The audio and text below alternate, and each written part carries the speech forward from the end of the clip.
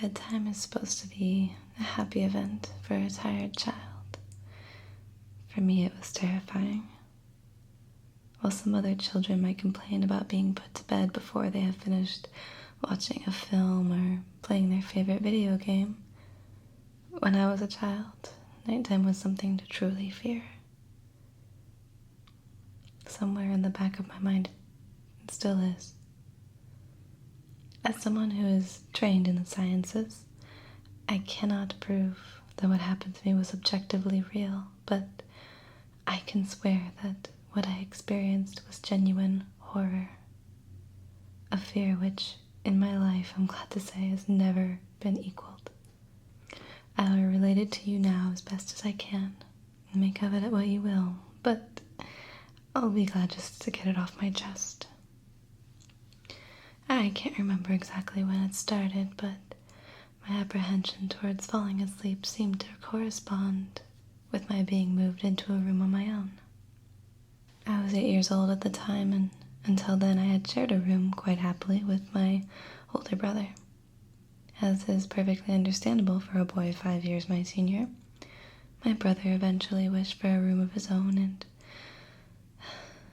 as a result I was given the room at the back of the house. It was a small, narrow, yet oddly elongated room, large enough for a bed and a couple of chests of drawers, but not much else. I couldn't really complain because even at that age I understood that we did not have a large house, and I had no real cause to be disappointed, as my family was both loving and caring. It was a happy childhood. During the day, a solitary window looked out into the back garden, nothing out of the ordinary, but during the day the light which crept into that room seemed almost hesitant. As my brother was given a new bed, I was given the bunk beds which we used to share.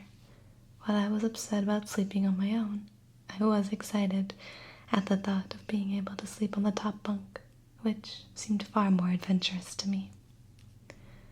From the very first night, I remember a strange feeling of unease creeping slowly from the back of my mind. I lay on the top bunk, staring down at my action figures and cars strewn across the green-blue carpet, as I imagined battles and adventures taking place between the toys on the floor. I couldn't help but feel that my eyes were being slowly drawn towards the bottom bunk, as if something was moving in the corner of my eye, something which did not wish to be seen. The bunk was empty, impeccably made with a dark blue blanket tucked in neatly, partially covering 2 rather bland white pillows. I didn't think anything of it at the time. I was a child, and the noise slipping under my door from my parents' television bathed me in a warm sense of safety and well-being. I fell asleep. Now, when you waken from a deep sleep to something moving or stirring, it can take a few moments for you to truly understand what is happening. The fog of sleep hangs over your eyes and ears, even when lucid. Something was moving. There was no doubt about that. At first I wasn't sure what it was.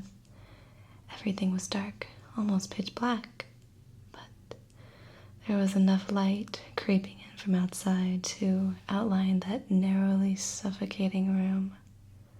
2 thoughts appeared in my mind almost simultaneously.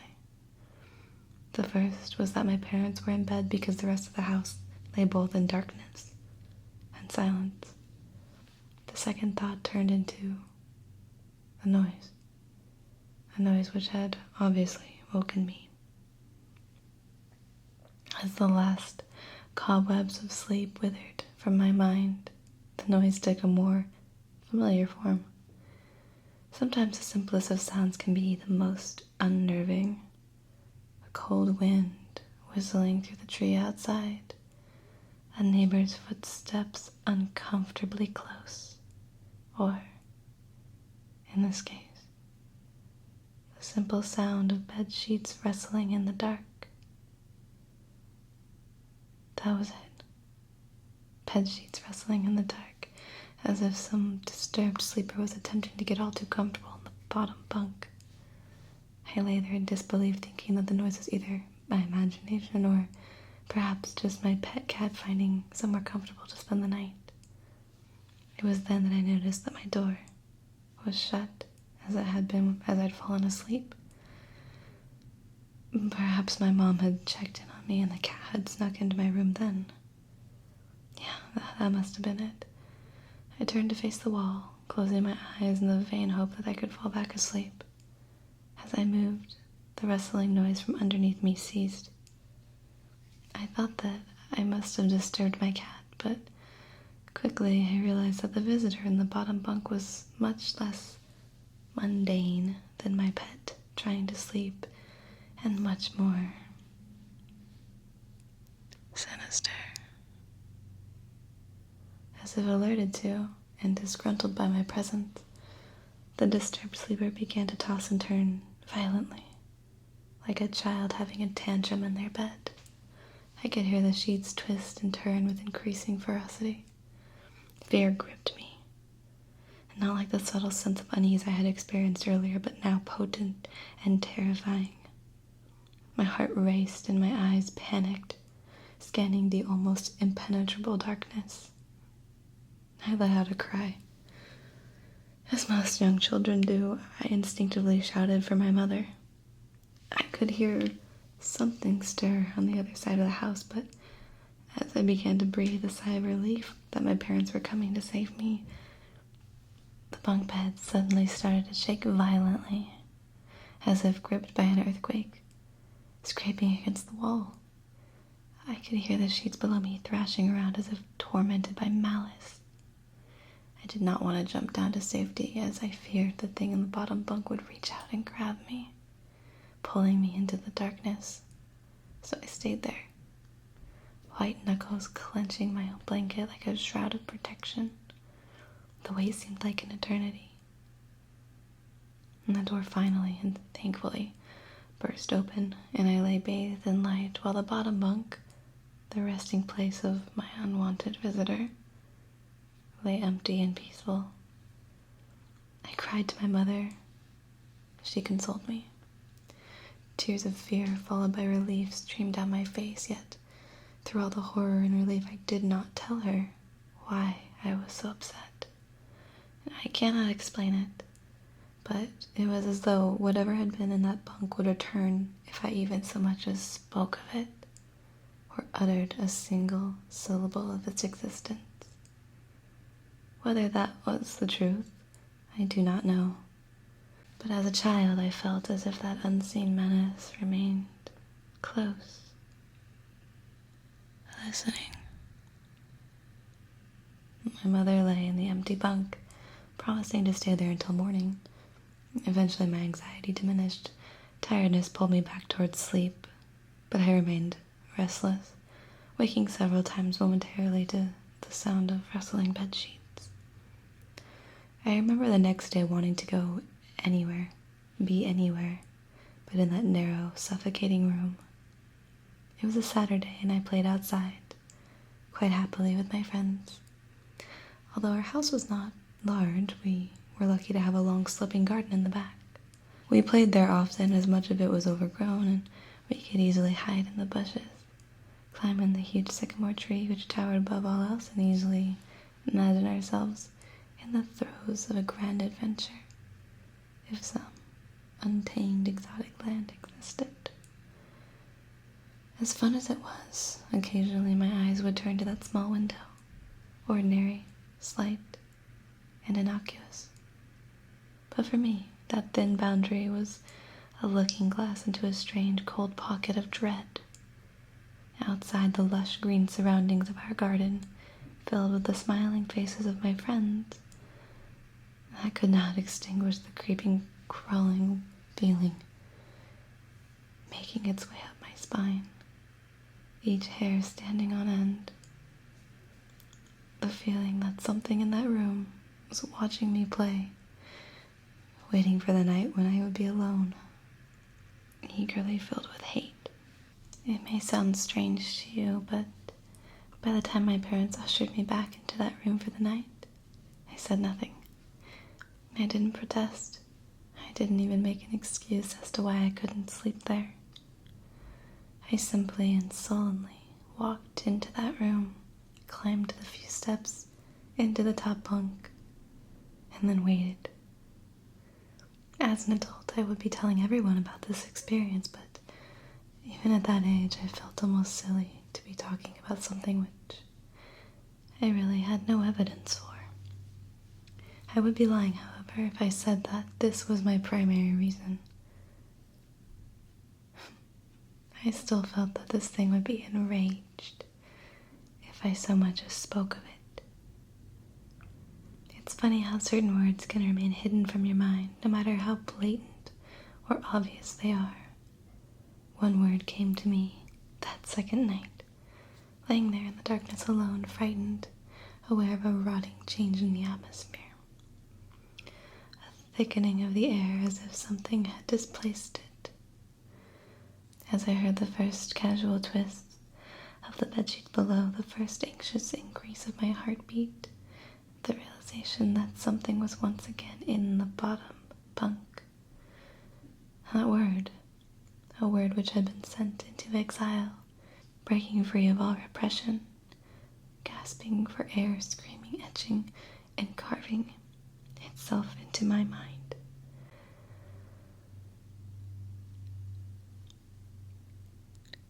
Ghost. As this thought came to me, I noticed that my unwelcome visitor had ceased moving. The bed sheets lay calm and dormant, but they had been replaced by something far more hideous. A slow, rhythmic, rasping breath heaved and escaped from the thing below. I could imagine its chest rising and falling with each sordid, wheezing, and garbled breath. I shuddered and hoped beyond all hope that it would leave without occurrence. The house lay as it had the previous night, in a thick blanket of darkness. Silence prevailed, all but for the perverted breath of my, as yet, unseen bunk mate. I lay there terrified. I just wanted this thing to go, to leave me alone. What did it want? Then something unmistakably chilling transpired. It moved. It moved in a way different from before. When it threw itself around the bottom bunk, it seemed unrestrained, without purpose, almost animalistic. This movement, however, was driven by awareness, with purpose, with a goal in mind. For that thing laying there in the darkness, that thing which seemed intent on terrorizing a young child, calmly and nonchalantly sat up. Its labored breathing had become louder, as now only a mattress and a few flimsy wooden slats separated my body from the unearthly breath below. I lay there, my eyes filled with tears, a fear which mere words cannot relate to you or anyone else coursed through my veins. I would not have believed that this fear could have been heightened, but I was so wrong. I imagined what this would look like, sitting there listening from below my mattress, hoping to catch the slightest hint that I was awake. Imagination then turned to an unnerving reality. It began to touch the wooden slats which my mattress sat on. It seemed to caress them carefully, running what I imagined to be fingers and hands across the surface of the wood. Then, with great force, it prodded angrily between the slats, into the mattress. Even through the padding, it felt as though someone had viciously stuck their fingers into my side. I let out an almighty cry, and the wheezing, shaking, and moving thing in the bunk below replied in kind by violently vibrating the bunk as it had done the night before. Small flakes of paint powdered onto my blanket from the wall as the frame of the bed scraped against it, backwards and forwards. Once again I was bathed in light, and there stood my mother, loving, caring as she always was, with a comforting hug and calming words, which eventually subdued my hysteria. Of course she asked what was wrong, but I could not say. I dared not say. I simply said one word over and over and over again. Nightmare. This pattern of events continued for weeks, if not months. Night after night I would be awakened by the sound of rustling sheets. Each time I would scream so as to not provide this abomination with time to prod and feel for me. With each cry, the bed would shake violently, stopping with the arrival of my mother, who would spend the rest of the night on the bottom bunk, seemingly unaware of the sinister force torturing her child nightly. Along the way, I managed to feign illness a few times and come up with other less than truthful reasons for sleeping in my parents' bed. But more often than not, I would be alone for the first few hours of each night in that place. The room where the light from the outside did not sit right, alone with that thing. With time, you can become desensitized to almost anything, no matter how horrific. I had come to realize that for whatever reason, that thing could not harm me when my mother was present. I am sure the same would have been said for my father, but as loving as he was, waking him from sleep was almost impossible. After a few months, I had grown accustomed to my nightly visitor. Now, do not mistake this for some unearthly friendship. I detested the thing. I still feared it greatly, as I could almost sense its desires and its personality, if you could call it that. One filled with a perverted and twisted hatred, yet longing for me, or perhaps all things. My greatest fears were realized in the winter. The days grow short, and the nights merely provided this wretch with more opportunities. It was a difficult time for my family. My grandmother, wonderfully kind and gentle woman, had deteriorated greatly since the death of my grandfather. My mother was trying her best to keep her in the community as long as possible. However, dementia is a cruel and degenerative illness, robbing a person of their memories one day at a time. Soon she recognized none of us, and it became clear that she would need to be moved into her nursing home. And before she could be moved, my grandmother had a particularly difficult few nights, and my mother decided that she would stay with her. As much as I loved my grandmother and felt nothing but anguish at her illness, to this day I feel guilty that my first thoughts were not of her, but of what my nightly visitor may do should it become aware of my mother's absence, her presence being the only thing which I was sure was protecting me from the full horror of this thing's reach. I rushed home from school that day and immediately wrenched the bed sheets and mattress from the lower bunk, removing all the slats and placing an old desk, a chest of drawers, and some chairs which we kept in the cupboard where the bottom bunk used to be. I told my father I was making an office, which he thought was adorable. But I would be damned if I gave that thing a place to sleep one more night. As darkness approached, I lay there knowing my mother was not in the house. I did not know what to do. My only impulse was to sneak into her jewelry box and take the small family crucifix, which I had seen there before. While my family was not very religious, at that age I still believed in God and hoped that somehow this would protect me. Although fearful and anxious, while gripping the crucifix under my pillow tightly in one hand, sleep eventually came as I drifted off to dream. I hoped that I would awaken in the morning without incident. Oh, unfortunately. Then I was the most terrifying of all. I woke gradually. The room was once again dark. As my eyes adjusted, I could gradually make out the one window and the door and the walls and some toys on the shelf, and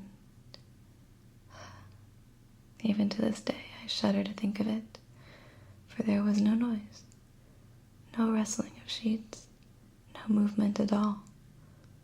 The room felt lifeless, yet not empty. The nightly visitor, that unwelcome, wheezing, hate-filled thing that had terrorized me night after night, was not in the bottom bunk.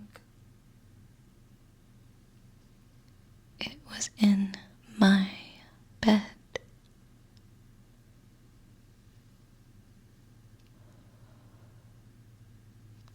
I opened my mouth to scream, but nothing came out. Utter terror had shaken the very sound of my voice. I lay motionless. If I could not scream, I did not want to let it know I was awake. I had not yet seen it. I could only feel it. It was obscured under my blanket. I could see the outline, and I could feel its presence, but I dared not look. The weight of it pressed down on top of me, a sensation I will never forget. When I say that hours passed, I do not exaggerate. Laying there motionless in the darkness, I was every bit a scared and frightened young child. If it had been during the summer months, it would have been light by then, but the grasp of winter is long and unrelenting, and I knew it would be hours before sunrise, a sunrise which I yearned for. I was a timid child by nature, but I reached a breaking point, a moment I could not wait no more. Where I could survive under this intimately deviant abomination no longer. Fear can sometimes wear you out, make you threadbare, a shell of nerve leaving only the slightest trace of you behind. I had to get out of that bed. And then I remembered the crucifix. My hand still lay underneath the pillow, but it was empty. I slowly moved my wrist around to find it, minimizing as best I could the sound of vibrations I was causing in the bed, but it could not be found. I had either knocked it off the top bunk, or it had. I could not even bear to think of it. It had been taken from my hand. Without the crucifix, I lost any sense of hope. At even such a young age, you can be acutely aware of what death is, and intensely frightened of it. I knew I was going to die in that bed if I lay there dormant, passive, doing nothing. I had to leave that room behind, but how? Should I leap from that bed and hope that I make it to the door? What if it's faster than me? Or should I slowly slip out of the top bunk, hoping not to disturb my uncanny bedfellow? Realizing that it had not stirred when I moved, trying to find the crucifix, I began to have the strangest of thoughts. What if it was asleep? It hadn't so much as breathed since I had woken up. Perhaps it was resting, believing that it had finally got me, that it was finally in its grasp. Or perhaps it was toying with me. After all, it had been doing just that for countless nights, and now with me under it, pinned against my mattress with no mother to protect me.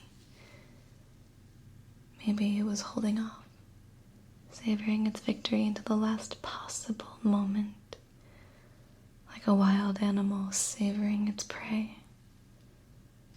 I tried to breathe as shallowly as possible, and mustering every ounce of courage I could, I reached over slowly With my right hand, it began to peel the blanket off of me. What I found under those covers almost stopped my heart. I did not see it, but as my hand moved the blanket, it brushed against something smooth and cold, something which felt unmistakably like a gaunt hand. I held in my breath in terror as I was sure it must now have known that I was awake. Nothing was happening, though. It did not stir. It felt dead. After a few moments, I placed my hands carefully further down the blanket and felt a thin, poorly formed forearm. My confidence and almost twisted sense of curiosity grew as I moved down further to a disproportionately larger bicep muscle. The arm was outstretched, laying across my chest with its hand resting on my left shoulder, as if it had grabbed me in my sleep. I realized that I would have to move this cadaverous appendage if I were even so much as hope to escape its grasp. For some reason, the feeling of torn, ragged clothing on my shoulder at this time of night stopped me in my tracks. Fear once again swelled in my stomach and in my chest as I recoiled my hand in disgust at the touch of straggled, oily hair. I could not bring myself to touch its face, although I wondered to this very day what it would have felt like. Dear God, it moved. It moved. It was subtle, but its grip on my shoulder and across my body strengthened. No tears came, but God, how I wanted to cry.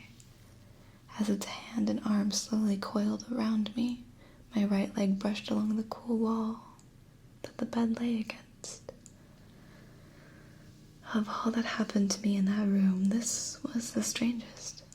I realized that this clutching, rancid thing, which drew great delight from violating a young child's bed, was not entirely on top of me. It was sticking out from the wall, like a spider striking from its lair.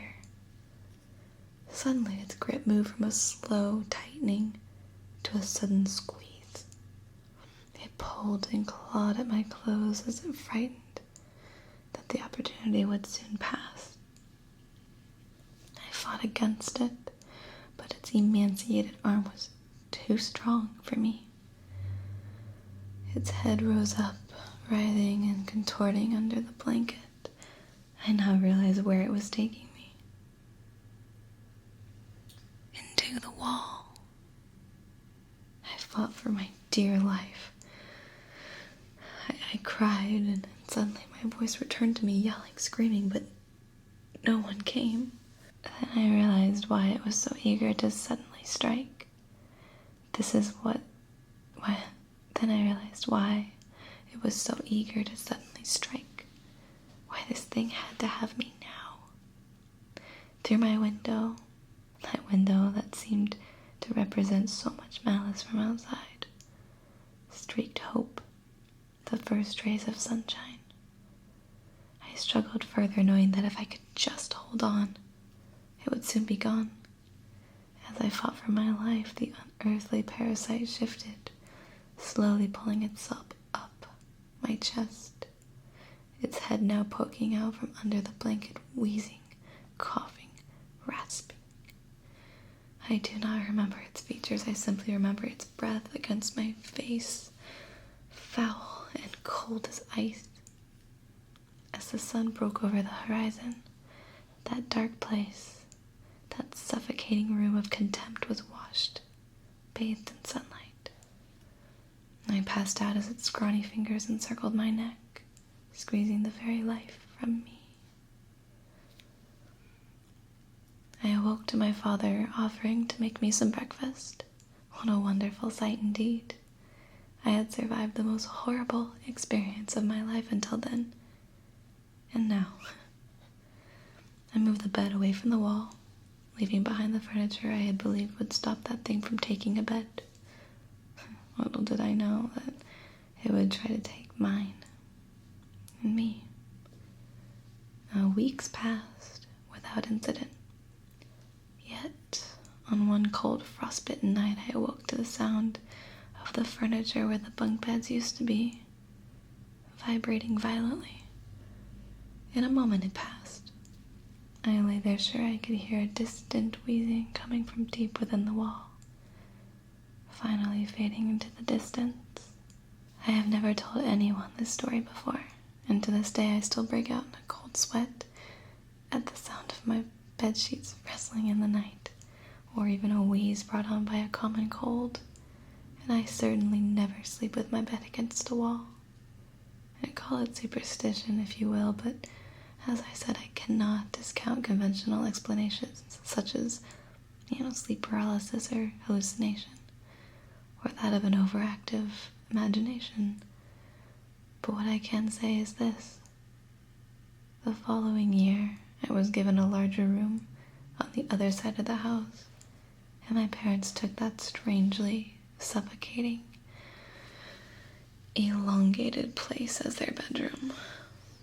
They said they didn't need a large room, just one big enough for a bed and a few things. They lasted 10 days, and we moved on the 11th.